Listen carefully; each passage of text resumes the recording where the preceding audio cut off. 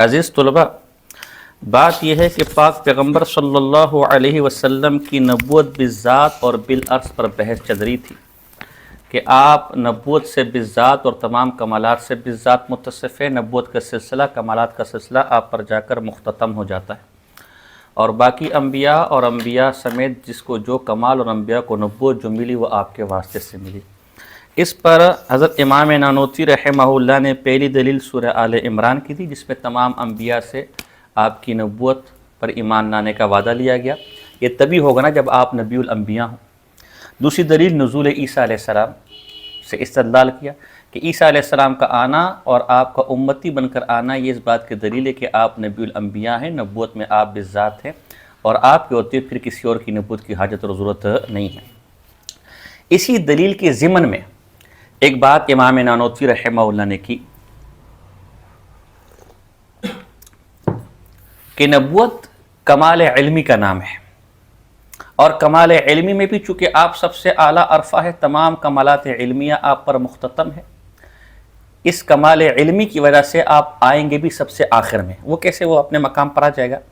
اس کمال علمی کے لیے وہ پہلے علمت علم الاولین والآخرین یہ دلیل لے کر آئے، اس کے بعد اپنے اس مدعا کو کہ نبوت کمال علمی ہے، دو قسم کے کمالات، ایک کمالات علمی، ایک کمالات عملی، اور چار قسم کے گروہ منعم علیہم اللہ نے قرآن میں ذکر کیا، انبیاء، صدیقین، شہداء، صالحین۔ اس میں سے جو کمال علمی، عملی میں سے جو عملی کے مقابلے میں علمی کمال ہے وہ اسے تفوق حاصل ہے، تو وہ انبیاء کے پاس ہے۔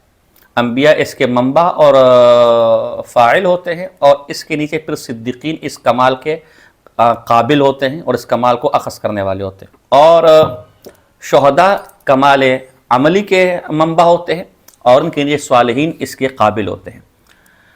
اس تقسیم کا یہ مطلب نہیں ہے کہ انبیاء کمال عملی سے متصف نہیں ہے، معاذ اللہ، کمال عملی بھی کمال علمی کی طرح سب سے زیادہ انہی کے پاس ہوتا ہے، لیکن جس صفت کو ترجیح حاصل ہوتی ہے وہ علمی ہوتی ہے۔ اس پر سب نانوتوی بحث کر چکے ہیں، وہ ذرا پڑھیں اور پھر آگے ہم ان کی اسی حوالے سے تیسری دلیل، پہلی دلیل اچھا اب ہاں ذرا پڑھیں، ذرا نبوت کمالات علمی میں سے ہے، کہاں سے پڑھنا ہے جی؟ کہ اپنا نبوت کمالات علمی میں، اس کی پہلی دلیل تو پیچھے گزر چکی۔ دوسری دلیل کہ خود آپ نبی کو نبأ، یہ نبأ خبر دینے سے، ظاہر خبر تبھی ہوگا جب علم ہوگا، اور دوسری طرف صدیق صدقہ سے، اور تصدیق بھی علم کی کیا ہے؟ قسم ہے۔ تو یہ دوسری دلیل ہے کہ نبوت کمالات علمی میں سے ہے، اور صدیق اس کمالات علمی کو لینے والا ہے۔ بات سمجھ آ رہی جی؟ نبوت و صدیقیت میں فرق فاعلیت و قابلیت، پہلے ہم کہہ چکے کہ نبی وہ کمال علمی کسی میں منتقل کرنے والا ہوتا ہے۔ ظاہر جب تک کمال علمی منتقل نہیں کرے گا اس کے کمال کا کیسے پتہ چلے گا؟ ہم نے کاریگر کے فن سے اور کل اس پر بحث کی تھی۔ اس کمال علمی کو لینے والا وہ صدیق ہے، یعنی اس میں جو صفت ہے وہ قابلیت کی ہے، لینے کی ہے، انفعالی صفت ہے، اور نبی میں فاعلیت، دینے کی صفت ہے۔ اس کو کیسے امام نانوتوی بیان کرتے ہیں؟ پر نبوت اور صدیقیت میں وہی فرق فاعلیت و قابلیت ہے جو آفتاب اور آئینے میں وقت تقابل معلوم ہوتا ہے۔ ایک حصی مثال سے سمجھا رہے ہیں۔ آفتاب روشنی دینے والا ہے، بات سمجھا رہی کہ نہیں؟ اور جو شیشہ ہوتا ہے وہ اس سے روشنی دے کر روشن کرنے والا، گویا آفتاب روشنی میں فاعل ہے اور شیشہ اس روشنی کے اخذ کرنے میں قابل ہے۔ یہی صدیق اور نبی کے درمیان نسبت ہے جی۔ چنانچہ وہ حدیث مرفوع قولی جس کا یہ مطلب ہے کہ جو میرے سینے میں خدا نے ڈالا میں نے ابو بکر کے سینے میں ڈال دیا، اس پر شاہد بھی ہے کہ گویا صدیق کا مقام فاعلیت قابلیت لینے کا ہے، اور حضور کا مقام فاعلیت و کمال دینے کا ہے جی۔ مگر جیسے نبی کو نبی اس لیے کہتے ہیں کہ خبردار یا خبردار کرنے والا ہوتا ہے، صدیق کو صدیق اس لیے کہتے ہیں کہ اس کی عقل بجز قول صادق کسی چیز کو قبول نہیں کرتی، اس لیے صدیق کو۔ بلکہ بعض علماء نے تو یہاں لکھا ہے کہ صادق اور صدیق میں کیا فرق ہے؟ صادق اسے کہتے ہیں جو سچی بات کی تصدیق کرنے والا ہے، اور صدیق اسے کہتے ہیں کہ جو اگر خلاف واقع کسی بات کی تصدیق کر دے تو اللہ اسے بھی سچا کر دیتا ہے، جو ہے نا صدیق اسے کہتا ہے۔ اب اس پر دلائل ہے، وہ پھر وقت کم ہے، بات رہ جائے گی، آپ چلے جی۔ قول صادق کو بے دلیل اس طرح قبول کر لیتا ہے جیسے مٹھائی کو صدیق میں ایسی صفت پیدا ہو جاتی ہے قبولیت کی، سچائی کو قبول کرنے کی، خبر صادق کو قبول کرنے کی، کہ بنا دلیل اس کی فطرت خود بخود کہتی کہ قول سچا لے لو، جیسے میدا مٹھائی کو قبول کر لیتا ہے، آرام سے ہضم ہو جاتی ہے، اسی طرح اوروں نے تو معجزات کا تقاضا کیا، لیکن صدیق نے جب پاک پیغمبر کو دیکھا تو ان کی اپنی فطرت نے تقاضا کیا کہ پاک پیغمبر سچ کہنے والا ہے، خبر صادق دینے والا ہے، اور میں صدیق کو بنا دلیل اس قول کو خود بخود قبول کرنے والا ہوں، تبھی صدیق کو کسی معجزے کی حاجت نہیں پڑی۔ جی، اور قول باطل سے اس طرح گھبراتا ہے اور اس طرح اس کو رد کرتا ہے جیسے مکھی کو میدا رد کرتا ہے۔ یہی تھا کہ صدیق اکبر کو ایمان لانے میں معجزے کی ضرورت نہ ہوئی، کیونکہ اس کی ذات فطرت خود سچی بات کو قبول کرنے والا ہے، تو جب قبول کرنے والا تو اسے اس کی قبولیت پہ کسی دلیل کی حاجت نہیں ہے۔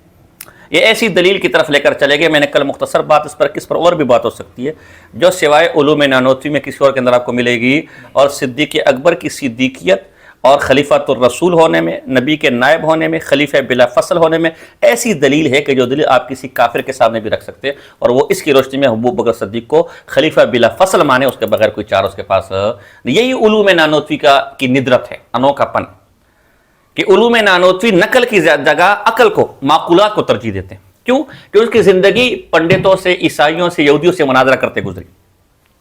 مسلمان کو قائل کرنا آسان ہے، قرآن آپ کے سامنے، حدیث آپ کے سامنے قائل ہو جائے گا، لیکن اسے قائل کرنا مشکل ہے۔ لہذا علوم نانوتوی کا خاصہ یہ ہے کہ اس سے آپ مسلمان کافر دونوں کو قائل کر سکتے ہیں۔ لہذا آج کل کے زمانے میں امام رازی کی حاجت نہیں ہے، آج کل کے زمانے میں الہاد کے سامنے امام نانوتوی کی علوم کی حاجت ہے، اور اس کے طرز کی حاجت ہے نا۔ جی، علی هذا القیاس مصداق شہید بدلالت حدیث وہ شخص ہے جو اعلاء کلمت اللہ اور ترقی دین کے لیے جان دینے کو تیار ہو۔ ویسے تو شہید کی کئی قسمیں نا میرے بھائی، المبتون شہید، ٹھیک ہے نا، جو جلے وہ بھی شہید ہے، لیکن حقیقی شہید وہ جو اعلاء کلمت اللہ کے لیے جان دے، یہ کہنا چاہ رہے ہیں۔ چنانچہ رسول اللہ صلی اللہ علیہ وسلم سے جو کسی نے پوچھا کہ بعض آدمی طمع مال میں لڑتے ہیں، مال کی لالچ میں، اور بعض بوجہ عصبیت من مات علی العصبیہ فقط مات میتۃ الجاہلیہ، قوم پرستی، یعنی وطن پرستی جو آج ہمارے اندر رچ بس گئی ہے۔ تو امام نانوتوی اسی عصبیت کا رد بھی کر رہے ہیں ضمناً یہاں سے، لیکن اب تفصیل کا موقع نہیں ہے، جو آج ہمارے ملک کی جڑوں کو کھوکھلی کر رہی ہے۔ سندھیوں کی اپنی عصبیت ہے، پختونوں کی اپنی عصبیت ہے، پنجابیوں کی اپنی عصبیت ہے، بلوچوں کی اپنی عصبیت ہے۔ مزے کی بات ہے کہ ملک بنیاد پر لیا گیا تھا، دو قومی نظریے کی بنیاد پر لیا گیا تھا کہ ہندو کافر الگ قوم ہے اور مسلمان کسی بھی نسل اور قوم سے تعلق رکھتی ہے، وہ ایک مسلمان ہے، لیکن اس نعرے پر حاصل کی کہ ملک کے اندر اپنے 4 الگ الگ صوبے ہیں جو ہے نا، اور وہ بھی قومیت کے نام پر۔ یہ ایک المیہ تاریخ، ہم اس تفصیل میں نہیں جاتے۔ جی، یعنی بوجہ قرابت و حمیت قومی اور بعض بغرض ناموری شہرت۔ ان میں سے شہید کون ہوتا ہے؟ تو آپ صلی اللہ علیہ وسلم نے فرمایا کہ من قاتل لتکون کلمت اللہ ہی العلیٰ، غرض شہادت اس صورت میں عوارض ہمت اور قوت عملی میں سے ہوئی، شہید اول اور درجے کا، شہید اول درجے کا عامر بالمعروف اور ناہی عن تبھی المنکر تو اس ہوا۔ نے کہا کہ من رآ منکم منکر فلیغیر بیدہ، ظاہر سی بات ہے اس یغیر تغییر ید کا جو اول مصداق ہے وہ شہید ہے جو ہے نا۔ جی، اور اسی وجہ سے شاید شہید کو شہید کہتے ہیں، یعنی بروز قیامت وہ شاہد ہوگا کہ فلاں شخص حکم خدا مان گیا تھا اور فلاں نے نہیں مانا، کیونکہ اس بات کی اطلاع جیسے عامر بالمعروف اور ناہی عن المنکر کو ہو سکتی ہے، اتنی اوروں کو نہیں ہو سکتی۔ کیونکہ ظاہر ہے وہی منع کرنے والا ہے، تو اسی کو معلوم ہے کہ کون عمل کرنے والا ہے، اور وہی روکنے والا ہے، وہی حکم دینے والا ہے، تو اسی کو معلوم ہے کہ حکم پر عمل کرنے والا کون ہے۔ شہید کی اور بھی معنی، لیکن حضرت امام نانوتوی نے اپنی ایک توجیہ کے مطابق معنی بیان کیا۔ اور اس کی گواہی اس باب میں ایسی سمجھیے جیسے کسی مقدمے میں ملازمان سرکاری کی گواہی، چنانچہ اس امت کے حق میں یہ فرمانا کنتم خیر امت اخرجت للناس تأمرون بالمعروف وتنہون عن المنکر، اور ادھر یہ ارشاد وکذالک جعلناکم امۃ وسطا لتکونوا شہداء علی الناس، غور کیجئے تو اسی جانب مشیر ہے۔ غرض شہید سے فیض عمل ہوتا ہے، یعنی بھلے عمل اوروں سے کراتا ہے اور برے عملوں سے روکتا ہے، سو جو شخص اس سے مستفیض ہو وہ صالح ہے۔ اس لیے شہید عمل کا منبع ہے اور اس سے استفاضہ کرنے والا وہ صالح ہے۔ اور ظاہر ہے کہ اہتمام اعمال کے باب میں وہی کر سکتا ہے جو خود اعمال میں پکا ہو۔ اس کا یہ مطلب نہیں کہ شہید عمل کرنے والا نہیں، ظاہر سی بات ہے، دوسروں کو عمل کا وہی کہہ سکتے ہیں نا جو خود اعمال میں کیا ہو پہلے پکا ہو کرنے، تو شہید سب سے پہلے اس پر عمل کرنے والا ہے جی۔ سو بوسیلہ امر و نہیں ہو یا بوسیلہ صحبت، جس شخص کو افاظہ اعمال منظور ہو وہ تو شہید ہے، اور جو اس سے مستفیض ہو وہ صالح ہے۔ آپ خلاصہ کلام کے طور پر کیا فرماتے ہیں؟ جب یہ بات ذہن نشین ہو چکی تو خود معلوم ہو گیا ہوگا کہ جب نبوت کمالات علمی میں سے ہوئی اور دربار علم رسول اللہ صلی اللہ علیہ وسلم موصوف بالذات ہوئے تو دربار جب یہ معلوم ہو گیا کہ نبوت کمالات علمی میں سے اور علوم اول و آخر آپ میں جمع ہے، اللہ نے وہ علوم سب سے پہلے آپ کے سینے بیکینہ کے اندر جمع کیے، تو جب آپ اس علم سے بلا واسطہ موصوف ہیں کہ اللہ ہی نے وہ علوم آپ کے سینے میں ڈالے، تو اس علم کا نام ہی کمال ہے۔ تو جب علم سے بالذات موصوف ہوئے تو نبوت سے بھی بالذات موصوف ہوئے، تو دربار نبوت بھی آپ صلی اللہ علیہ وسلم موصوف بالذات ہوں گے۔ تیسری دلیل اور آیت وَإِذَا أَخَذَ اللَّهُ مِيثَاقَ النَّبِيِّينَ لَمَا آتَيْتُكُمْ، اس میں آگے دیکھو، آگے لفظ ہے مصدق لما معکم، تصدیق، تو تصدیق خود علم کی قسم ہے نا، علم کی دو قسمیں، تصور اور تصدیق۔ تو دیکھیں نبیوں کے لیے تصدیق، یہ تصدیق جو علم کی قسم ہے خود بتا رہی کہ نبوت علم کے کمالات میں سے، نبوت کا کمالات علم ہے جی۔ میں جو لفظ مصدق لما معکم ہے تو اس سے بعد لحاظ اس بات کے کہ یہ خطاب تمام انبیاء کرام علیہم السلام کو ہے، اور کلمہ ما اس جگہ ایسا عام ہے کہ تمام ما و من للعموم، ہندو عنوان کے اندر ہے ما اور من عموم کے لیے، لیکن کرنے کی موجودگی میں تخصیص کا بھی کیا کرتے ہیں، تخصیص بھی ہو سکتی ہے، بات سمجھے۔ بعض اوقات ہمارے بریلی حضرات ما اور من سے حضور کے علم غیب پر استدلال کریں گے، یہ تو عموم کے لیے آتا ہے، سب کچھ دے دیا، تو عموم کے لیے تو آتا ہے، لیکن جب کرنا تخصیص کو تو پھر واقع کس کے لیے آتا ہے، تخصیص کے لیے آتا ہے جی۔ اور کلمہ ما اس جگہ ایسا عام ہے کہ تمام علوم اور کتب کو شامل، یہ بات اور بھی موجہ ہو جاتی ہے راجع مطلب موجہ جی، کہ نبوت کمالات علمی میں سے ہے، اور آپ صلی اللہ علیہ وسلم جامع العلوم ہیں، ہاں، اور انبیاء باقی جامع نہیں۔ ہاں جی، اس لیے کہ ان کو علم اول و آخرین نہیں دیا گیا جی۔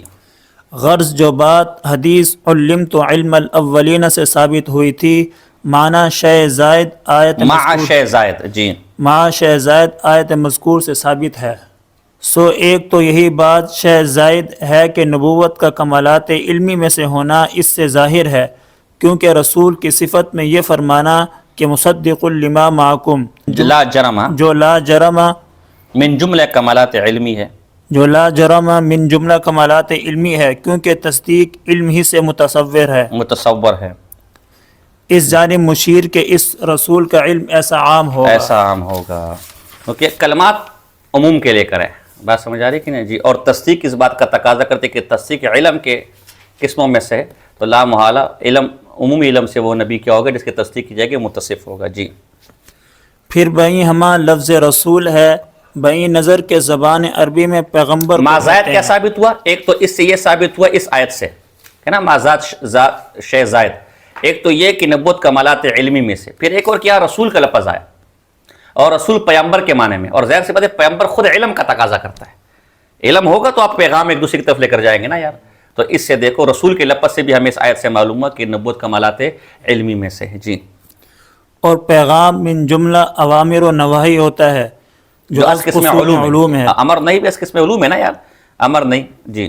اس پر دال ہے، اور عہد کا لینا جس سے آپ صلی اللہ علیہ وسلم کا نبی الانبیاء ہونا ثابت ہوتا ہے پہلے ہی معروض ہو چکا۔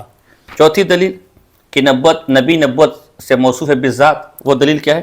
علاوہ بری حدیث کنت نبیا و آدم بین الماء والتین، بھی بھائی آپ علیہ السلام نے اپنی نبوت کو سب سے پہلے کہا، قدیم کن تو نبی ہے، نبی آدم تھے بھی نہیں، میں اس وقت نبی تھا، ظاہر ہے اپنی نبوت کو سب سے پرانا، یعنی باقی نبیوں کو بعد میں نبوت ملی، یہ اپنی نبوت کو سب سے پچھلی نبوت کہنا، سب سے قدیم نبوت کہنا، سب سے اول نبوت کہنا، اور باقی نبیوں کی نبوت کو بعد میں کہنا، یہ فرق تبھی نکلے گا نا جب نبی کو اپنے حضور کو نبوت سے بالذات موصوف مانا ہو کہ سب سے اول نبوت اسی کو، اور بعد والوں کو اس کے واسطے، بس یہ ہمارا مقصد نبوت بالذات اور نبوت بالعرض سے میرے بھائی، بات سمجھ آ رہی ہے کہ نہیں جی؟ کیونکہ فرق قدم نبوت اور حدوث نبوت باوجود اتحاد نوعی نہیں سمجھے آپ بھائی، نفس نبوت پہ سب انبیاء برابر ہیں، کسی کو کسی پر ترجیح حاصل ہے، اس کے باوجود حضور اپنی نبوت کو اول کہہ رہے ہیں، جس کو امام نانوتوی اپنی اصطلاح میں قدیم سے تعبیر کر رہے ہیں، اور باقی انبیاء کی نبوت کو حالانکہ آئے تو سب سے آخر میں، جس کو اپنی اصطلاح میں حادث سے تعبیر، حدوث سے تعبیر کر رہے ہیں۔ تو جب نبوت، نفس نبوت سب برابر ہے، تو قدیم حدوث کا کیا معنی؟ قدیم حدوث کا معنی یہی نکلیں گے کہ حضور سب سے پہلے اس وقت سے موصوف ہوئے۔ تبھی آپ نے کہا کہ ابھی آدم بھی نہیں تھے، میں نبی تھا، ابھی آدم وجود میں نہیں تھا، میں نبی تھا۔ یہی ہمارا مطلب ہے کہ کمال آ جا کے سارے جس پر ختم ہو، اسے وہ کمال کسی کے واسطے کا بغیر ملے، وہی نبوت سے متصف ہے بالذات۔ اور باقی کی نبوت کیوں حدوث ہے؟ کہ ان کو بعد میں ملی، جو ہے نا، میرے واسطے سے ملی۔ ہمارے بریلی بھائیوں کے جو اشرف العلماء ہیں، مولانا اشرف سیالوی صاحب، ہاں وہ میں نے کل کہا تھا نا، بڑھیا کے ہاتھ میں جو ہے وہ شکرہ دے دیا ہے۔ یہاں میں آتا ہوں، آج بھی مجھے ملا، کل بھی میں آتا ہوں، مجھے ہنسی آئی۔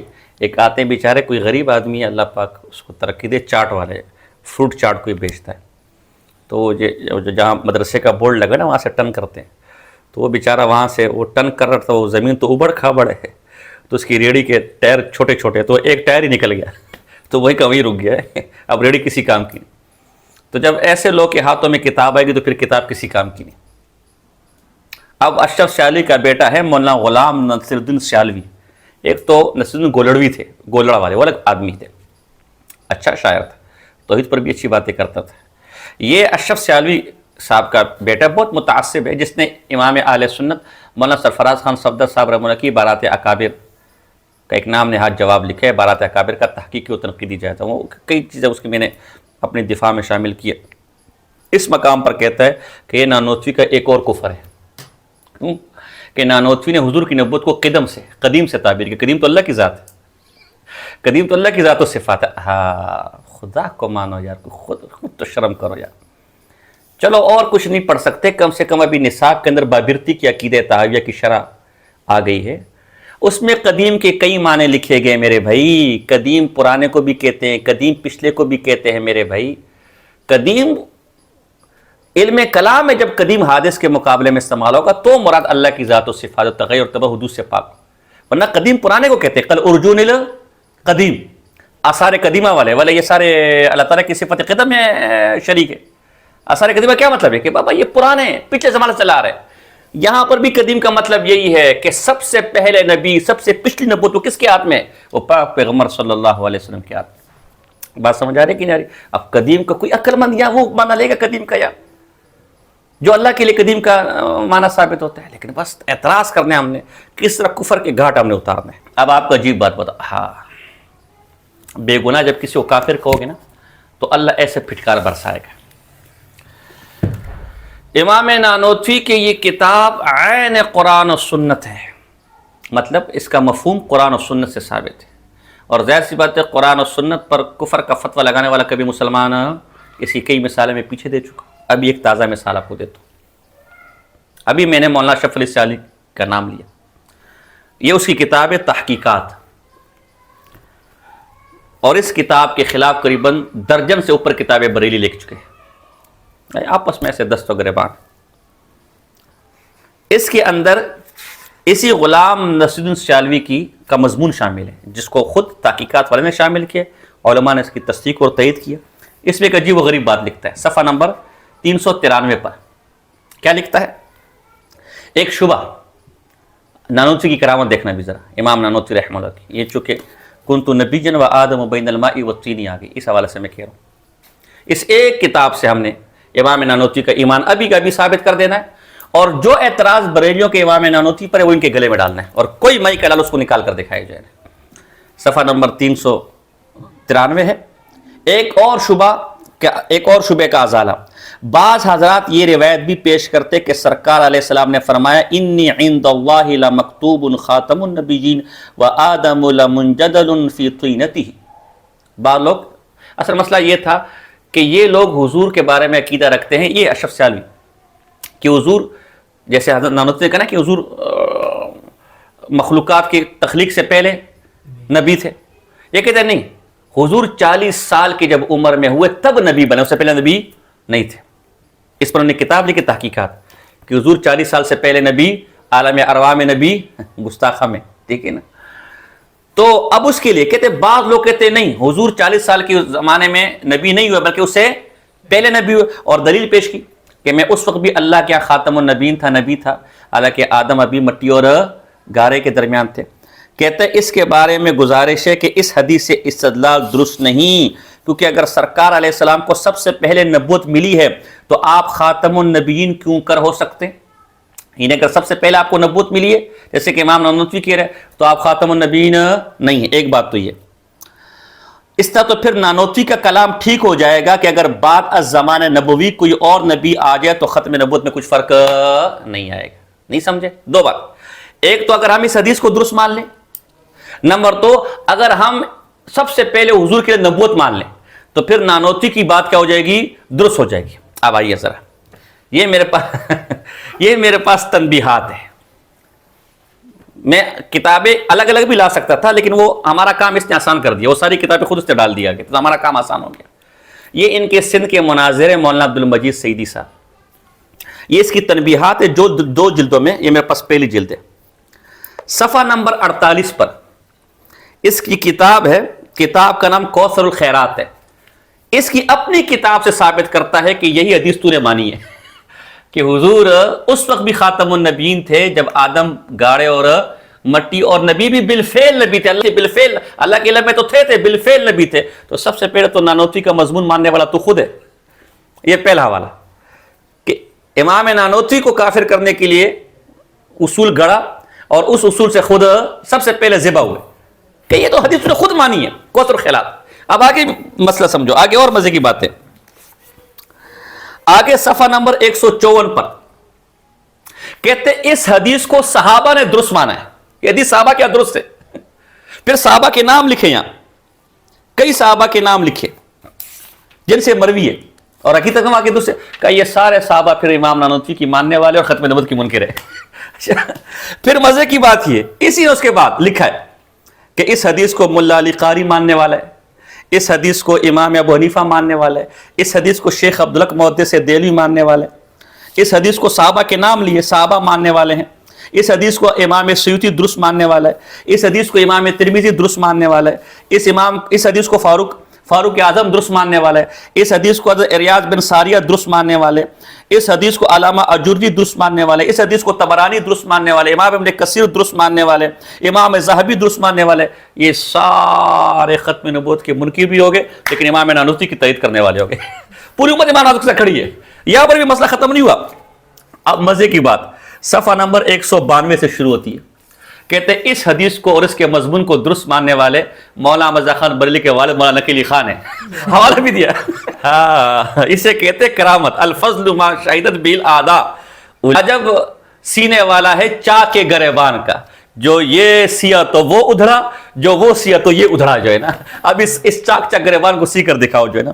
اس حدیث کو درست ماننے والوں میں مولانا مرزا خان صاحب کے والد ماجد ہیں، اس حدیث کو درست ماننے والے میں امام غزالی ہیں، اس حدیث کو درست ماننے والے ابن عربی ہیں، ابن طولون حنفی ہے، امام قسطلانی ہے، امام شعرانی ہے، علامہ مناوی ہے، عبد الغنی نابلوسی ہے، ابن دردیر مالکی ہے، اس کی کتاب میرے پاس ہے، شہاب الدین رملی ہے، علامہ عزیزی ہے، علامہ جامی ہے، ابن عابدین ہے، شیخ سعدی ہے، عبد الکریم جیلی ہے، میر سے شریف جرجانی ہے، شیخ عبدالحق محدث دہلوی ہے، بحر العلوم علامہ عبد العلی لکھنوی ہے، علامہ عاصم قیابی ہے، شاہ ولی اللہ ہے، علامہ فضل خیر آبادی، علامہ نور بخش توکلی ہے، پیر میر علی شاہ گولڑوی صاحب ہے۔ اس حدیث کو درست ماننے والے دوست محمد قندہاری ہیں، اس حدیث کو درست ماننے والے آج کے بیٹے مفتی اعظم ہند مولانا مصطفیٰ رضا خان ہے، اس حدیث کو درست ماننے والے آج کے خلیفہ صدر الشریعہ ہیں، اس حدیث کو درست ماننے والے محدث اعظم پاکستان مولانا سردار احمد صاحب ہے، اس حدیث کو درست ماننے والے احمد شاہ نورانی کے والد غلام جیلانی میٹھی ہیں، اس حدیث کو درست ماننے والے ہمارے فقیہ ملت جلال الدین امجدی ہیں، اس حدیث کو درست ماننے والے صدر الحفاظ مفتی احمد یار گجراتی ہیں، اس حدیث کو درست ماننے والے ہمارے علماء اہل سنت میں سے عبدالعزیز عرفی ہیں، اس حدیث کو درست ماننے والے میں علامہ سید محمود احمد رضوی ہے، علامہ عبدالحکیم شرف قادری ہے، پیر کرم شاہ الازہری ہے، اس حدیث کو درست ماننے والوں میں تبشیر کے نام سے امام نانوتوی کے خلاف کتاب لکھنے والا احمد سعید کاظمی ہے، جو ہے نا، یہ سبھی سے کو درست ماننے والے ہیں۔ احمد سعید کاظمی نے اتنی موٹی کتاب لکھی تحذیر الناس کے خلاف، لیکن اس حدیث کو مان کر تحذیر الناس کی تائید کر بیٹھا جو اور اپنے ایمان سے ہاتھ دھو بیٹھا جو ہے نا۔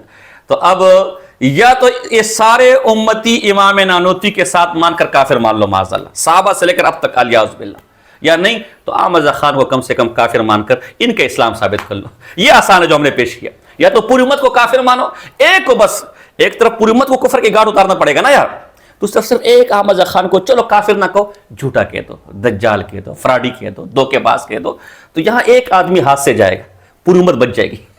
اور اگر ایک آدمی کو بچانا ہے تو تمہاری مرضی، پوری امت تو بچی رہے گی، ان کے ایمان پر کوئی سوال نہیں گا، احمد خان کے ساتھ تو بھی گیا گا کہتے چلو، اب مرضی تمہاری جو ہے نا، تم جو فیصلہ کرو ہماری طرف سے آمین ہے میرے بھائی، ہائے امام نانوتوی تجھ پر قربان جو ہے نا۔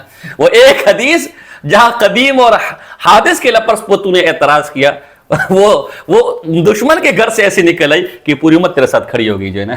تو اب ہمارا معاملہ آسان ہو گیا، چھوڑو امام نانوتوی نے کتاب میں کیا لکھا ہے، چھوڑو امام نانوتوی کتاب میں کیا لکھا، اور یہ آپ کے اشرف العلماء ہیں، مناظر اعظم ہیں۔ مفتی منیب الرحمان صاحب کہتے ہیں کہ اس آدمی کی، اشرف سیالوی کی آدمی کی بات کی ہمارے مسلک میں اتھارٹی ہے، ایک مقام ہے۔ مولانا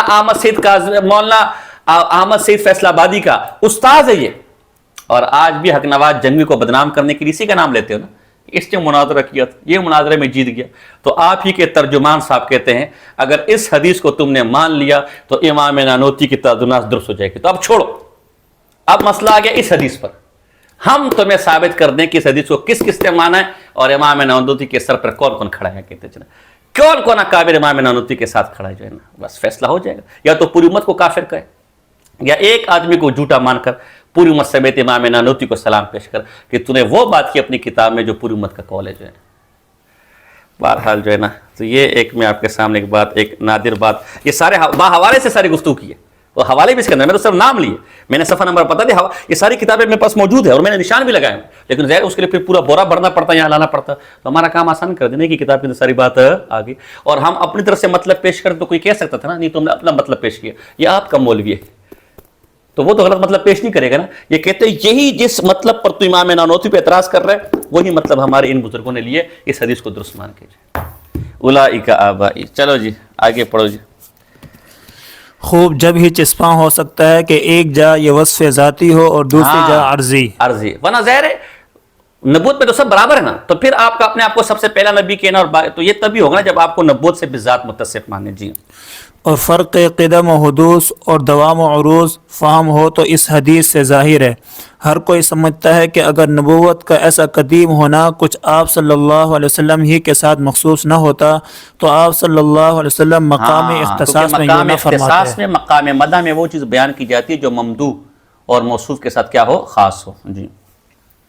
علاوہ بری حضرات صوفیہ کرام رحمہ اللہ کی یہ تحقیق کہ مربی روح محمدی صلی اللہ علیہ وسلم تعین اول ہے، یعنی صفت علم ہے، اور بھی اس کے مؤید، یعنی صوفیہ بات کوئی اور نکل جائے گی، میں تفصیل نہیں جاتا۔ صوفیہ یہ کشفی دلیل ہے، صوفیہ کا کشف یہ ہے کہ پاک پیغمبر صلی اللہ علیہ وسلم کی روح کی تربیت خود اللہ نے کی، اللہ ان کے مربی ہوئے بلا واسطہ، اور وہ تربیت علم سے کی ہے، اپنی صفت علم سے وہ تربیت کی۔ تو جب آپ کی روح اللہ نے خود اپنی صفت علم سے اس کی تربیت کی ہے تو لا محالہ اس علم سے سب زیادہ متصف آپ ہی ہوئے نا، تو کمال نبوت سے بھی آپ ہی سب سے اول، کیونکہ علم اور نبوت ایک ہے، تو جب اللہ نے اپنی صفت علم سے مربی اللہ آپ کا ہوا، آپ کی روح کی تربیت کی، اور علم اور نبوت ایک ہے، تو نبوت میں بھی، علم میں جب سب سے زیادہ کمال تو نبوت میں بھی، اور سب سے پہلے بھی نبوت آپ کو ملی جی۔ جس کی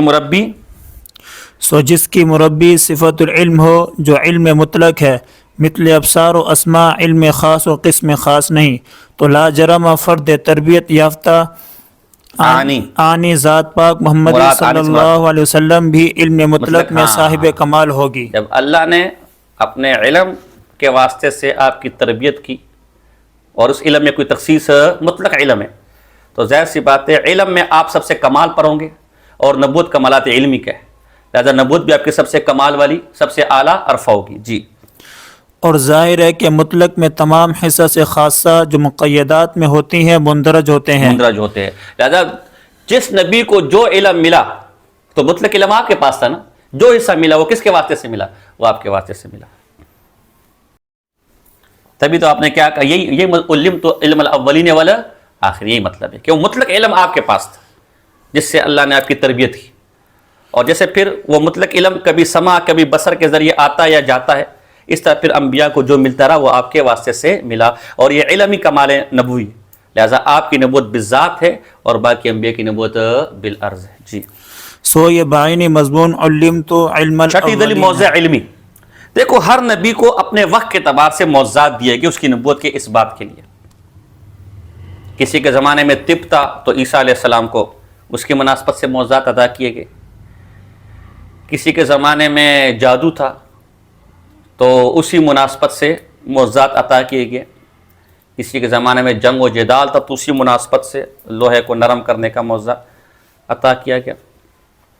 کسی زمانے میں بادشاہ تھی، حسن و کمال تھا، جمال تھا، اس اعتبار سے معجزہ دیا گیا. پاک پیغمبر صلی اللہ علیہ وسلم کو معجزات لا تعد ولا تحصا بہت سے دیے گئے. کتنے دیے گئے چچا معجزات؟ بہت سارے. ہو تو میں نے کہہ دیے، میں تو کہہ رہا کتنے دیے؟ کم ہے نا، تعین عدد کے لیے. کتنے دیے؟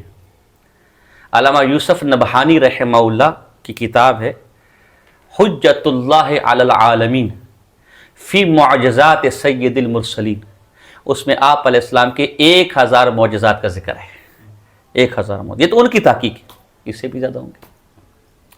لیکن ان میں سے سب سے بڑا معجزہ کون سا ہے جو آج بھی ہمارے درمیان موجود ہے، جو معجزہ خالدہ ہے؟ قرآن مجید.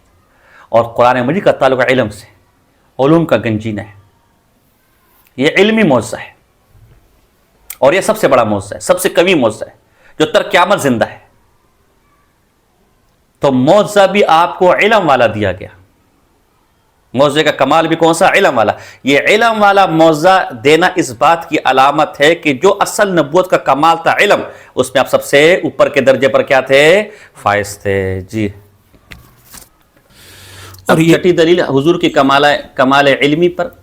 یہ سب سے علم میں آپ کمال، لہذا نبوت جب کمالات علمی کا نام ہے تو نبوت میں بھی آپ کمال پہ سب سے اوپر درجے پر، اور تمام علوم و کمالات کے جامع، اور جس کو جو ملا وہ آپ کے در سے ملا. جی اور یہی وجہ ہوئی کہ معجزہ خاص جو ہے نبی کو مثل پروانے تقرری بطور سند نبوت ملتا ہے. یہ معجزہ جو ہوتا ہے نا، آپ نے شراکت کے اندر پڑھا ہوگا، معجزہ نبی کی صداقت کی دلیل ہوتی ہے، جس کو یہاں پروانہ تقرری سے تعبیر کیا. جیسے بادشاہوں کی طرف سے کسی کو سرٹیفکیٹ، کسی کو پروانہ ملتا ہے کہ آپ اس کے نمائندے ہیں، تو یہ معجزہ بھی اس نبی کو ملتا ہے اس بات کی علامت کے طور پر کہ یہ اللہ کا کیا ہے؟ نبی ہے. بات سمجھ آ رہی؟ اور معجزے کے بعد خود بخود اس نبی کی صداقت دل میں بیٹھ جاتی ہے. کوئی مانے نہ مانے وہ الگ بات ہے. اس کے لیے مثال ہماری کتابوں میں کیا ہے کہ دیکھو، جیسے بادشاہ ہے، بادشاہ کی مجلس لگی ہوئی ہے اور ایک شخص جو بادشاہ کا نمائندہ ہے وہ کھڑے ہو کر کہتے ہیں حضرت جی خدا جانے آپ کے یہ وزراء میرا نمائندہ ہونا تسلیم کرے یا نہ کرے، لہٰذا میری بات کا یقین دلانے کے لیے آپ میرے کہنے پر اگر واقعی میں آپ کا نمائندہ ہوں ذرا تخت سے 3 دفعہ کھڑے ہو جائیے اور بیٹھ جائیے. تو کیا کسی میں یہ جرت ہے کہ بادشاہ کو تخت سے کھڑا ہونے کا کہہ دے؟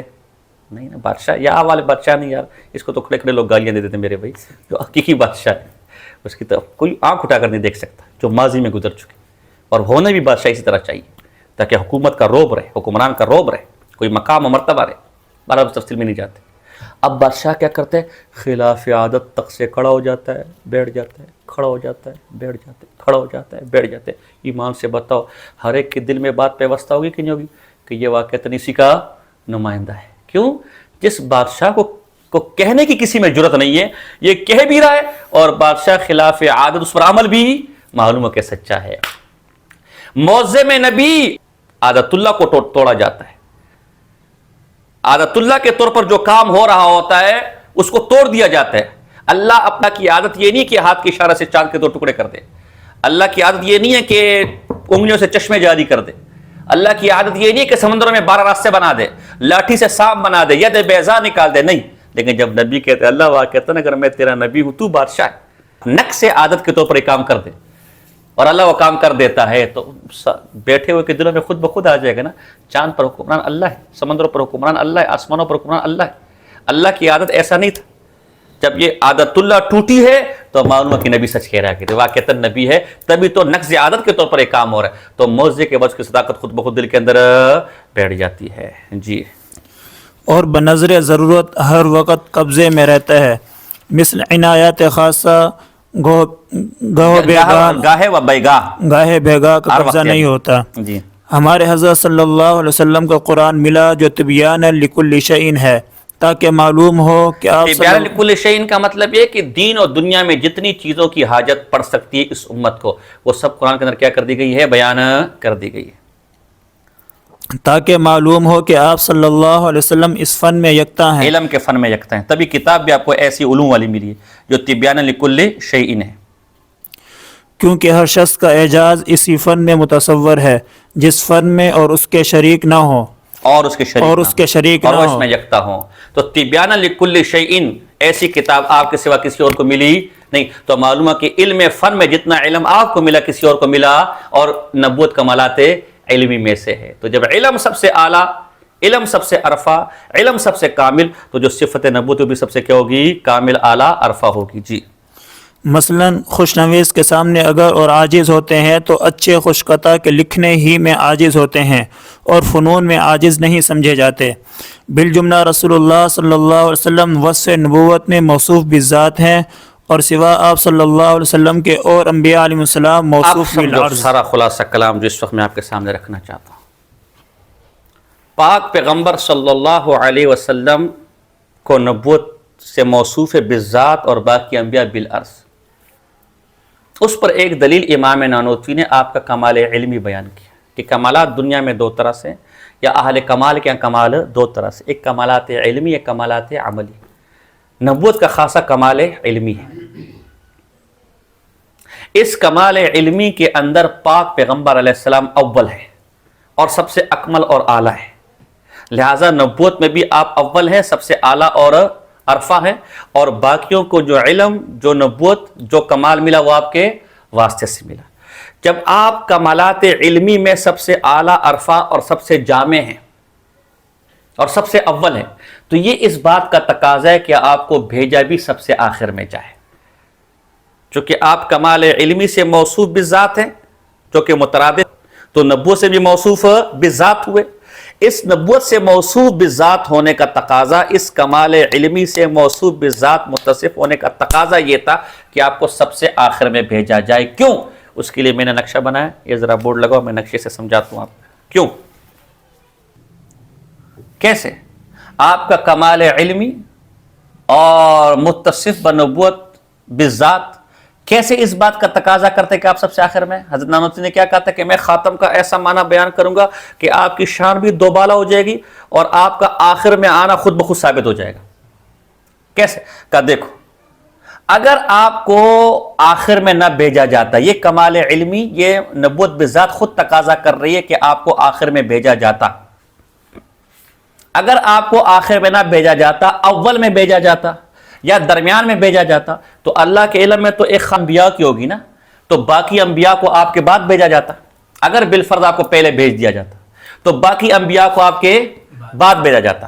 اب جو آپ کے بعد انبیاء آتے ان کے سامنے دو صورتیں ہوتی، یا وہ کمال علم سے متصف ہوتے یا متصف، یہ دو صورتیں میں نے یہاں بنائی ہوئی ہیں۔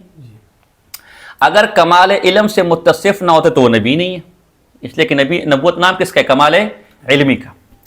اور اگر کمال علم سے وہ متصف ہے، یعنی جو علم ان کو، جو علوم ان کو دیے گئے، اب یا تو وہ قرآن کے مطابق ہوتے یا قرآن کے مخالف، کیونکہ آپ تو آ چکے تھے نا، فرضی صورت ہے نا یار، اور قرآن بھی آپ کو دیا جا چکا تھا۔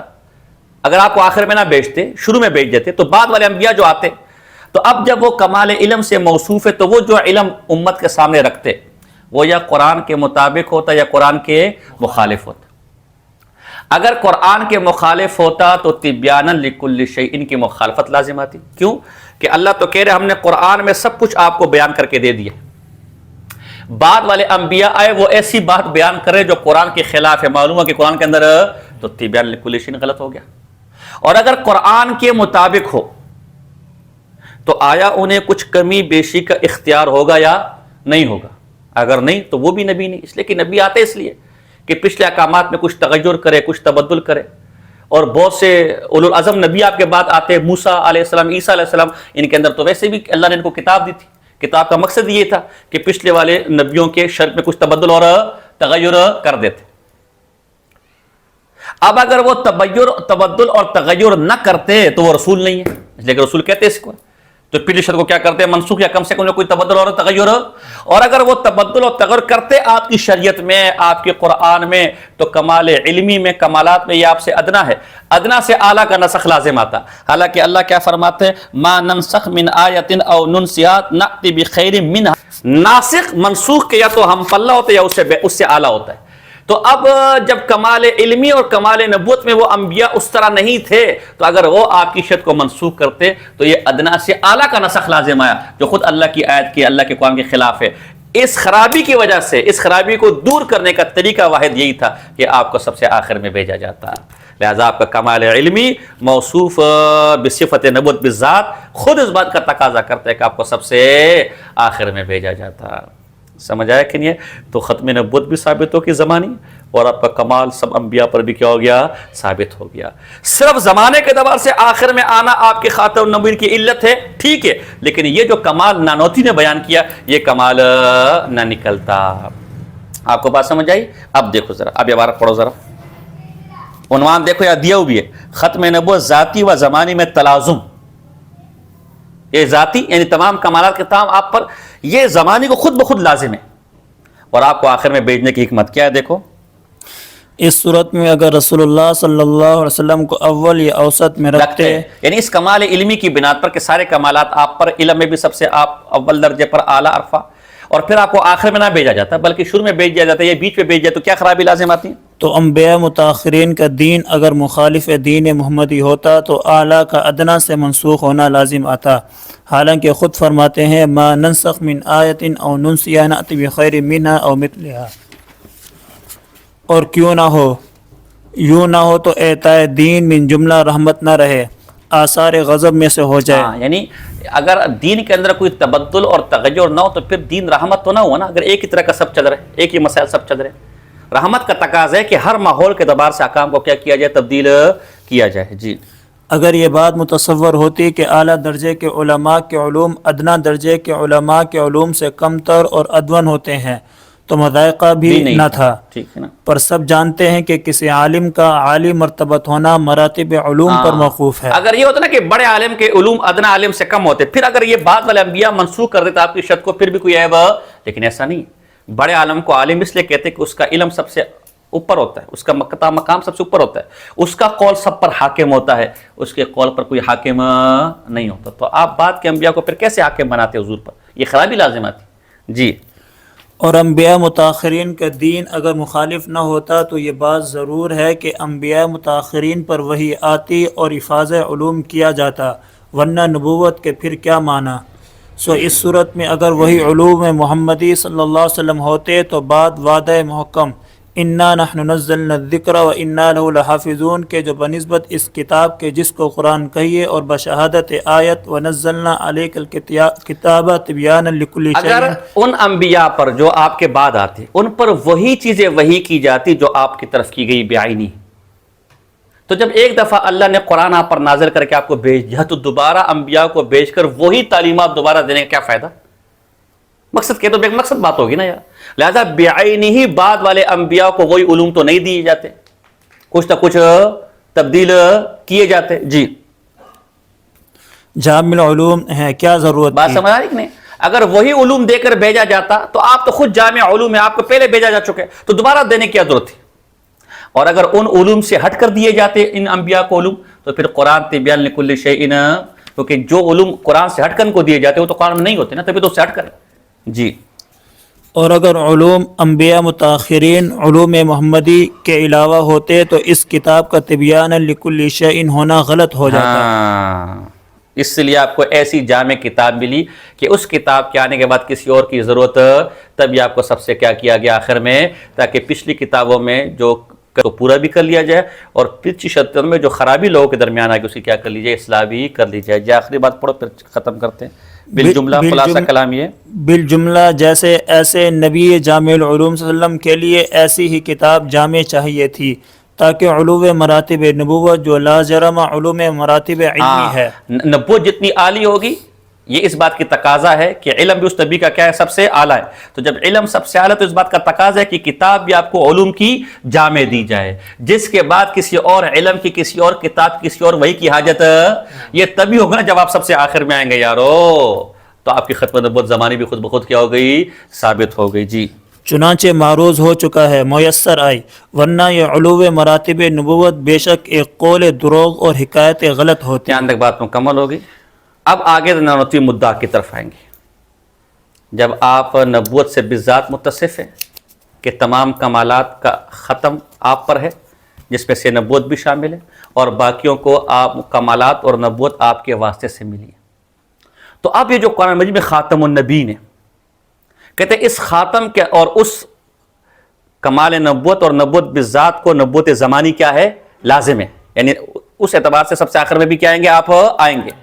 تو اب یہ جو خاتم النبیین کا لفظ ہے, اس سے کون سی ختم نبوت ثابت ہو رہی ہے؟ آیا زمانے کے اعتبار سے آخر نبی آپ ثابت ہو رہے ہیں, یا کمال کے اعتبار جو ہم کہہ رہے ہیں کہ سارے کمالات آپ پر کا دونوں قسم کی ہو سکتی ہے, دونوں قسم کی ہو سکتی ہے. اس سے خاتم النبیین کے لفظ سے باعتبار کمالات نبوت بذات بھی آپ کے لیے ثابت ہے, اور باعتبار زمانہ بھی آپ کیا ہے, خاتم ہے. تین صورتیں اس میں سے نکال سکتے ہو, وہ انشاءاللہ ہم اگلے دن اگلے سبق میں اگلے ہفتے جب آئیں گے پھر پڑھیں گے. تین صورتیں نکال سکتے ہو کہ آپ خاتم کے لفظ کو عموم مجاز کے طور پر لے لیں, اور خاتم زمانی اور خاتم مکانی مرتبی دونوں کے لیے حقیقتاً اس کو لے لیں, جیسے کلام اللہ, جب میں آگے سمجھا دوں گا.